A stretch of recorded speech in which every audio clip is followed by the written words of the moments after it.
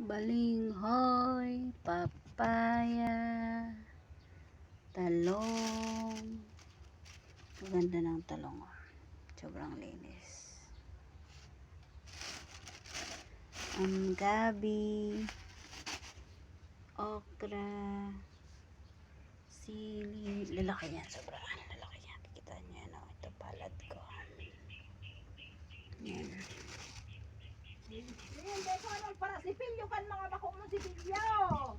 Tapos ang papaya sobrang lalaki. Ito. Mahal kasi nito, isang ganyan ata 20 pesos.